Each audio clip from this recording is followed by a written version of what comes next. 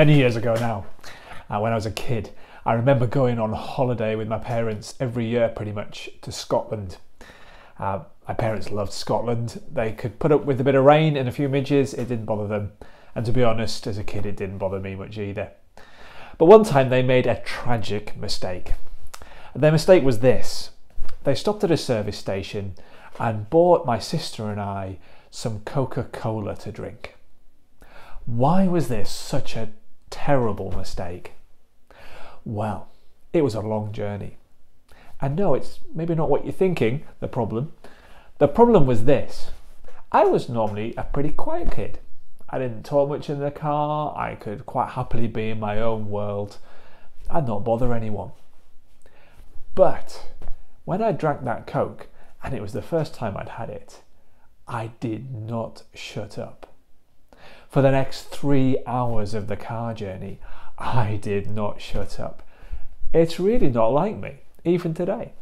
I'm just not a hyperactive person. My parents discovered something that day. Do not give Jim Coca-Cola, especially in the car. But I also discovered something as well.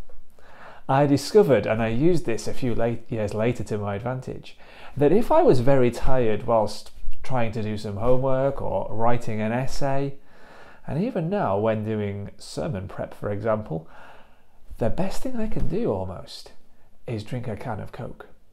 And suddenly I have energy. I can do what I could not do before. Let me read to you today's verses from Philippians chapter 2. They're verses 12 and 13. Therefore, my dear friends, just as you have always obeyed, so now, not only in my presence, but even more in my absence, work out your own salvation with fear and trembling.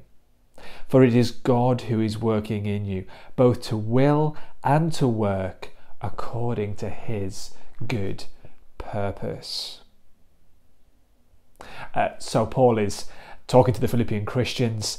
He addresses them as dear friends. He loves them. And because he loves them, he wants them to walk in God's ways. That will be for God's glory, and it will also be for their good. He notes that they've always obeyed since they became Christians. That doesn't mean that they never sinned. It meant that their general pattern of life was one of obedience now to God. And he hopes that that doesn't happen only when he's around, but when he's gone as well. He wants them to work out their salvation with fear and trembling. Working out your salvation doesn't mean that you somehow earn your salvation by the work you do. It means that the fact that you are saved works its way out in your life. Now, that is an impossible ask in many ways.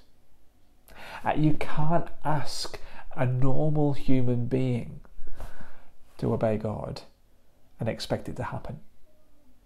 The power just isn't there to do it. In fact, as these verses teach us, neither the will to do it nor the ability to do it are there. But for the Christian, it's different. For the Christian, God has come to live in them by his Holy Spirit. So it is God who is actually working in us, both to have the will to do those things that please God, and to then actually go and do them, to work them out. Be encouraged by that in your Christian walk. I discovered at an early age that Coca-Cola gave me energy. If I wanted to get something done, but I was too tired, drink a bottle of Coke. Oh, and also pray. What we learn here is that when we're struggling to walk in ways of obedience to God, which is for his glory and our blessing, we must remember God is in us by his Spirit, both to give us the will to do it and to work it out. So look to him to lead that life of obedience to God.